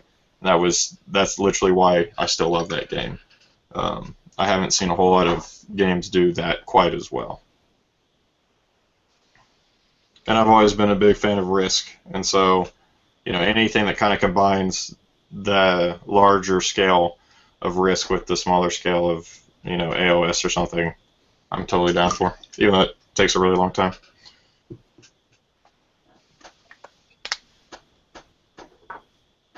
It's definitely going to be interesting to see what they come up with. Yeah. And I am totally jealous that Hero and Hammer already got to see it. I'm planning on grilling my local GW manager whenever I see him again at the opening of Store 100 for what else he saw in it. Because they already know, or at least a lot of them do. I don't know if all of them do, but I feel like GW people have turned into FBI secret agents. It's like they kind of have. they might. It's like stuff might be coming. Yeah. I can't tell you. Yeah.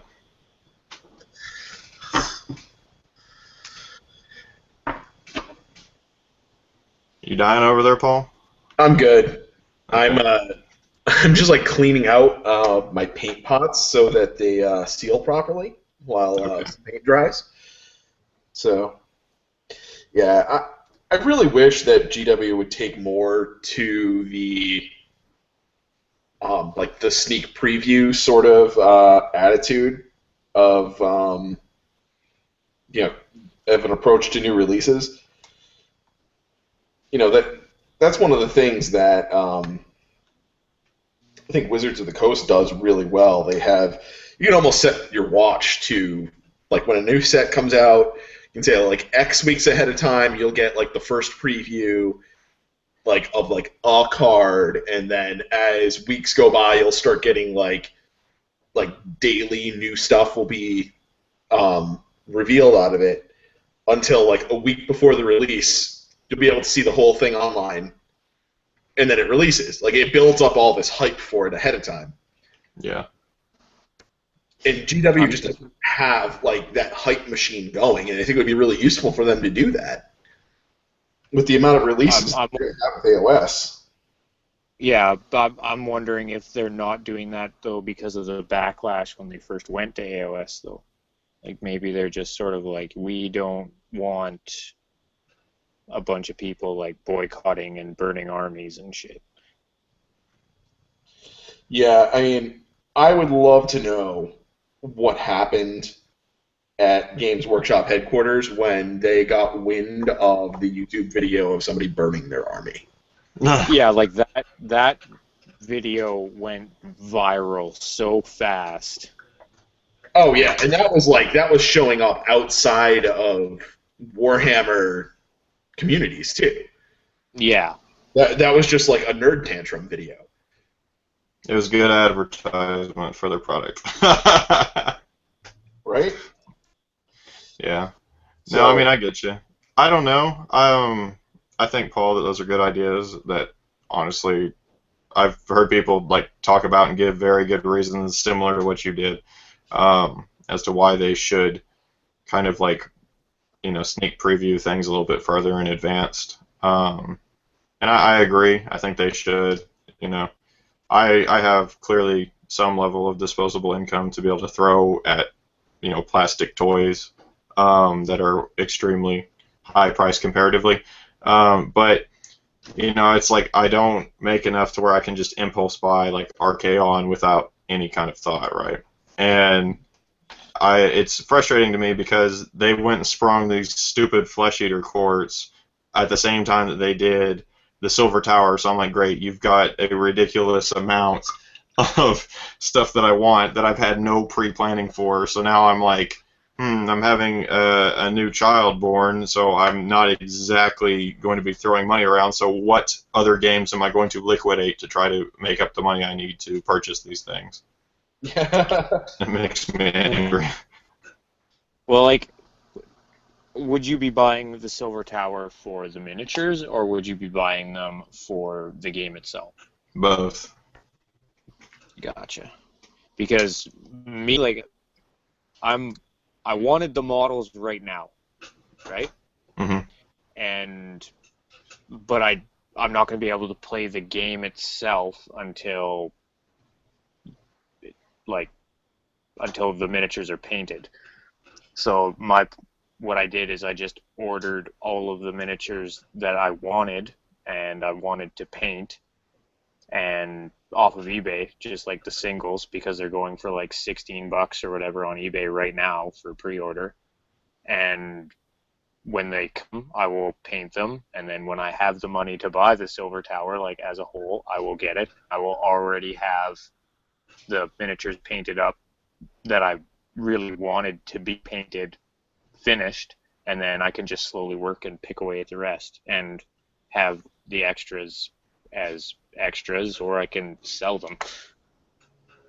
Right. Or it can just be part of your enormous bits bin that you clearly have going on. Yeah, I have bits everywhere from like a lot of different things, like because I still have my entire Wood Elf army sitting up there, and then there's like all the Stormcast stuff, Lizardman stuff for days, and there's some Chaos crap in there, and yeah, I don't even know really. I need to go through my boxes. I'm kind of feel the same way. Like 16 years of playing GW games, I have quite a few broken and models and other bits that I have just lying around in like 6 different big old boxes, and I'm like, okay, eventually I will get around to actually looking at what all I have. Instead of just on occasion, I'm like, oh, I need a part, let's see if I can find it anywhere. But I want the Silver Tower for, both reasons, because I actually was planning on starting a Tzeentch-based Chaos army anyways, and then boom, this comes out, and the game looks like a lot of fun, and I've always wanted to play RPGs, but I've very seldom had the opportunity to play a physical, like tabletop RPG like a Dungeons and Dragons or anything. I've actually only gotten to play once, but it's something I've always wanted to do more, but they're just so, time heavy typically on how much you have to invest, and just the opportunities to meet up consistently with the same group of people that would form a party in a RPG has just not been there. So I'm looking forward to the aspect of it being kind of like a streamlined, smaller RPG, and that's part of why I'd really like to be able to play it. Yeah. I was super pissed though. My Saurus Sunblood was not in the extra scrolls. What the hell, GW? It's not? No, the Saurus Old Blood and the Skink Star Priest are in there, but not the Sunblood. Yeah. Well, hey, the best unit I get is a regular old Necromancer. I don't get a Vampire Lord or a Ghoul King or anything. I get a White King, which I'm like, what is this even doing in the tower by itself? I don't understand how a White King gets there, because in everything that I've read, as far as I understand it, a White King is kind of like tied to someone else's will. Yeah. Is how they're kind of brought back. So I'm like, what is a White King doing by itself there?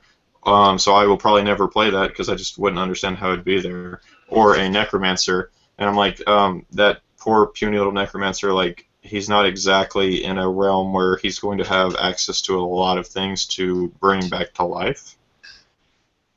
Yeah. Well, that's why you bring the White King, because the White King and the Necromancer, I imagine, are made to go in the same party as much as the Old Blood and the Skink Star Priest. I haven't looked at the White King's rules yet.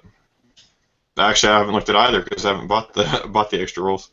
Yeah, I bought the bundle like the day it released because I wanted to see what else they had. I was like, okay. I looked at what they had. I just didn't pay for it yet. Yeah, I haven't actually opened it and read it yet, but I just saw that there was no Sunblood, and I was like, nope, you've gone done and fucked up again, GW. Yeah, maybe it'll come out of Rick, did you look like any of the there was no Free People General in it? I think the only human character is that warrior priest that comes in the kit. It looks amazing to me, anyways. You would think that there would at least be like the witch hunter, maybe that they kept. Yeah. Well, the witch hunter was in the last one. Yeah. Which I found out accidentally that I actually have like the witch hunter and the general from the last Hero Quest, or not Hero Quest, Warhammer Quest. Yeah, I was trying to figure out for a long time, like, where the hell did these models come from? I can't find them anywhere. And then somebody posted up something about, like, the original Warhammer Quest. I'm like, oh, I have those models. Well, you see, Paul, the reason that they aren't in this new one yet, and they may never be, is GW just doesn't care about regular humans anymore. Oh, clearly not. They are an afterthought, and the only reason they're there, I think, is out of obligation. Yep. Obligation. I was telling Paul the other day, I was like, GW is bound and determined to make the first ever fantasy world that has 0 humans. They're aiming for it. The Stormcast Eternals are technically humans. Right, but I mean like regular humans, not super soldiers like a freaking Master Chief from Halo or a Space Marine. Because that's basically what they are.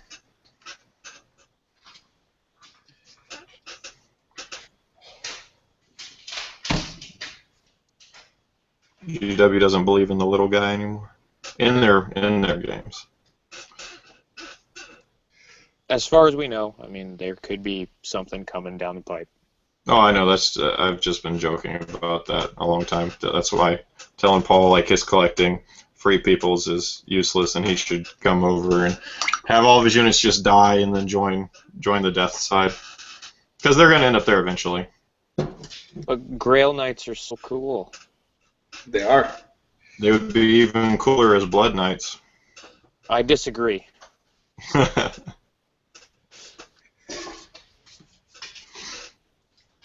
Oh boy, my dog decided to come back down here and visit. This is going to get interesting. Hooray! Alright, we're going to start taking bets on how many models end up broken. There's nothing she can reach, I don't think. Okay. At least without her doing something like jumping up on top of something. But can she destroy things that are on the floor? Oh, yeah. What'd you say, Merrick? I said, which is in the cards? You bet it is. Yeah. Oh, yeah, I mean, already behind me, she, where is it? I don't know if you can see on the floor. She's already, like, completely destroyed some paper thing. I can't even tell what it was. I like how it's just left to, like, run rampant. It's like, yeah, that's there. That's a thing that we're going to have to clean up later, but... Yeah, that's just kind of, that's how my dog rolls. She just destroys stuff, and, Your dog's a dick. My cat's even worse. She will just, like, knock stuff off my nightstand on purpose. She will, like, stare me down and, wow. Like, you bitch, get out of here. That's because that's a cat. Yeah, cats are evil. Yes. They are completely and utterly evil creatures, that's right.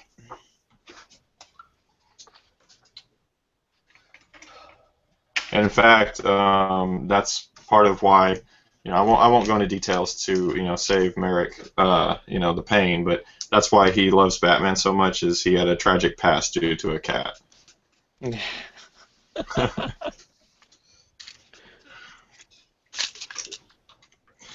I like, Merrick, have you heard that theory and that everything is just varying degrees of becoming like Batman? Like every like show, every like book, every story? Yeah, you know why? I'm listening. Because he's Batman. Yeah. He's relatively cool, I guess. He's the most relatable superhero ever created. Because he has no powers, except that he's rich. Well, I mean, Iron Man doesn't have any powers really either. Except he's a fucking copycat is what he is. He is Marvel's Batman. Yeah, except for he's more of a jerk. He's more of a personality. If you look at it, like, Tony Stark is just basically like the persona that Bruce Wayne puts on when he's not being Batman out in public, you know? Yeah.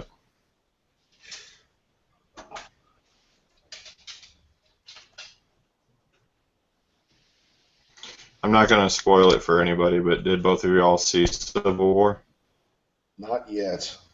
Okay. Not yet, no. But I've heard like really, really good things. Yeah, I liked it. It's relatively slow developing at the beginning, so just like don't come in expecting like things to happen too quickly, which I kind of did. I mean, I wasn't expecting like a light show at like minute 10, but I just was like, I know they have a lot to cover, and in this film, so it took longer to develop than I was anticipating in terms of that arena. But it wasn't bad. Like they still did a good job. I just was kind of like checking my phone. I was like, okay, how long is this movie gonna be? Like, nothing huge has happened yet. Yeah. Well, I think they were taking the time, just hopefully anyway, to develop the characters more. Because I mean, most of them have only been in like one other movie. Yeah, I do feel like they did a good job of that. And I was really pleasantly surprised. I thought I just came into it with really low expectations. I was like, you're introducing, or not of the movie in general, but of Black Panther and Spider-Man. I'm like, you're introducing two very large characters into this movie in the middle of this action. It's kind of involving so many other already established characters. So I was not expecting great things in terms of those two, but they were my favorite characters in the movie. So there you go. Yeah, apparently the guy that did Spider-Man is Spider-Man now. That is the best rendition that's been done of him. Yep, I would agree with that. Well, the best rendition of him in any of the films. Yeah. No one will ever, for myself, touch. I'll have to look up his name. I can't even remember. The guy who did Spider-Man when I was growing up for what was called the animated series, which was out in the early 90s.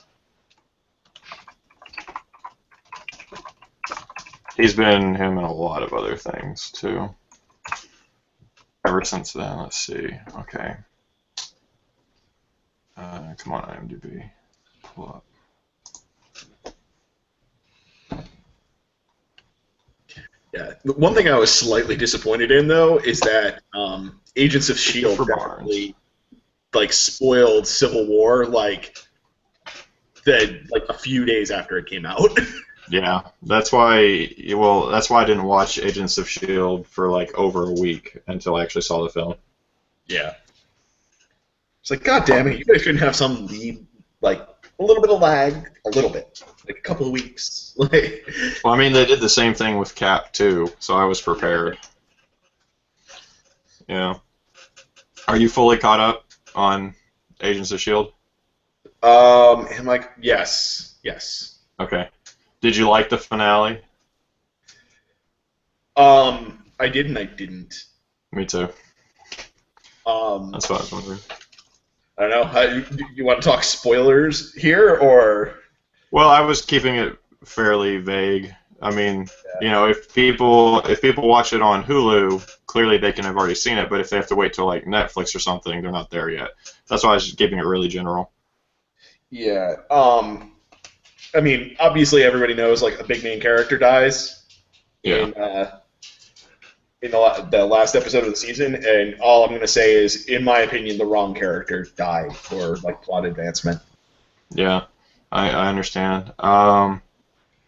I guess I wasn't too upset with that. I was, you know, the villain character resolution I thought was done well. Yeah, I did like that. Yeah.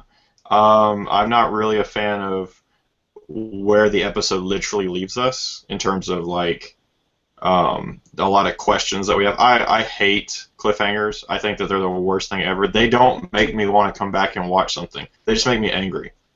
I'm like, I don't want this massive gap that I have to wait several months before I get any kind of conclusion to it. You must not be a Doctor Who fan, then. Well, I am a Doctor Who fan, but see, the thing is, I don't get to watch them hardly ever because they're no longer on Hulu or Netflix, and so the rare opportunity I get to see them anymore is a treat.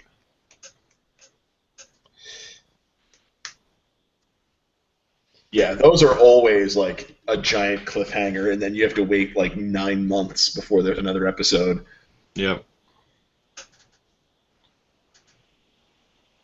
That is always painful. Yep. But also with the Agents of S.H.I.E.L.D. thing, it wasn't in the finale, but the character that, at least for me, was unexpected that came back, that you might remember, that we finally found out what his purpose was. You know who I'm talking about? Yeah. That was awesome. I was like, that was my favorite moment of the whole season. I'm like, no matter how crappy some of the episodes were, which I thought there were a few, I was like, this alone validates me sticking it out and watching the entire season. Yeah. That scene was just that cool to me. Yeah, I definitely agree. That was a high point of the season. But holy crap, they killed off the wrong main character. Like, that just pisses me off. Yeah. I was okay with it just because I was afraid that we were going to have Coulson die again. And I'm like, please don't kill off the character who's the reason I watched this show. Yeah. Yeah. But apparently, like, he will never die again, so I'm like, hooray. Yeah, and we know, but whenever he dies, he's going to just come back because of some alien technology, because that's how it works. Yep. I don't know. I'm actually, like, with the cliffhanger they left, I'm not really as looking forward to the next season. Yeah. But that's what I'm saying. Like, I've never had a cliffhanger that I was like, oh, I can't wait because of that. Yeah, no, let me put it this way. What the cliffhanger is and where the plot is leading us reinforces my opinion that the wrong main character died. For me, it just kind of brings into question. It's like, okay, like, what has really even been accomplished in all of these seasons? Because I feel like we're back at square one. Yep. It's like, you know, other than a bunch of my time, like, what has been done? Yeah.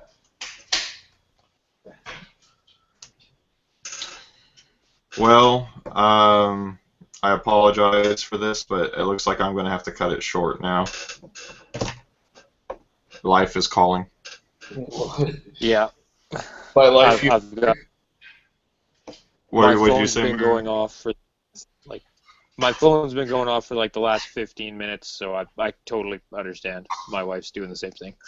Yep, that's exactly what it is. Yep. When I say life, I often mean wife. Yep.